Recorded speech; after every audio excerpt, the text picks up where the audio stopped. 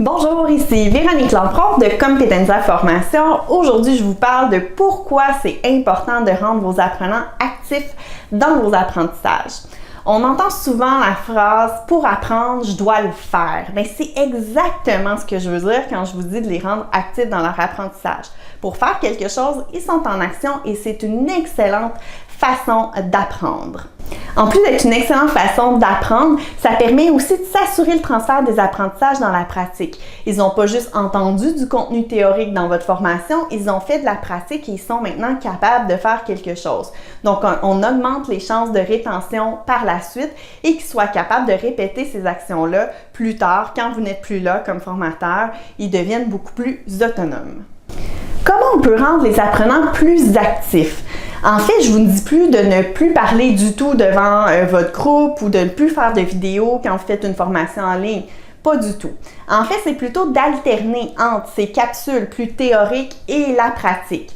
Donc, quand vous avez des nouvelles choses à expliquer, vous les expliquez évidemment, mais vous ajoutez des activités pratiques assez rapidement. Là. Vous évitez de faire de longs monologues, par exemple, de parler pendant 1 heure de concepts théoriques un peu abstraits pour les apprenants avant de les faire pratiquer. Ce serait plutôt d'avoir des capsules de 10 à 15 minutes de théorie et tout de suite d'ajouter de la pratique pour que les apprenants puissent intégrer ce qu'ils viennent d'apprendre. Ça les rend actifs, ça les réveille, si je peux me permettre.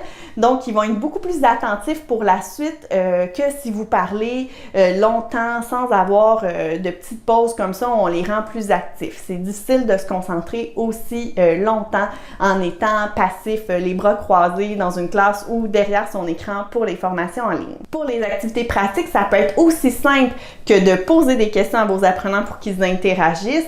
Ça peut être d'ajouter des cartes conceptuelles, ça peut être d'ajouter des études de cas avec des questions.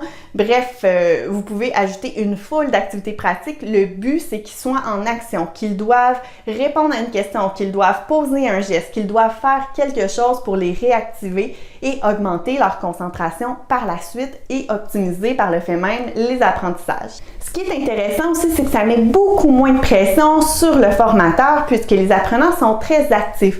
On évite le one-man show, on est seul à exposer des choses, à parler de contenu. C'est nos apprenants qui vont interagir, qui vont aussi jouer avec le contenu, amener du contenu. Donc, on n'est plus seul. C'est vraiment un travail d'équipe qui se fait conjointement entre le formateur et les apprenants. Ça enlève de la pression, c'est moins de stress à certains niveaux pour le formateur.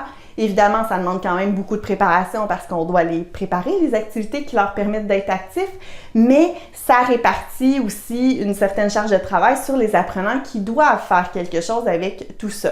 Pendant ce temps-là, vous les accompagnez dans les exercices qu'ils font tout simplement. Ça complète un petit peu les principaux points pourquoi c'est important de rendre les apprenants actifs si vous voulez que votre formation perdure dans le temps, soit efficace pour vos apprenants et qu'ils aient réellement appris quelque chose pour plus de 24 heures.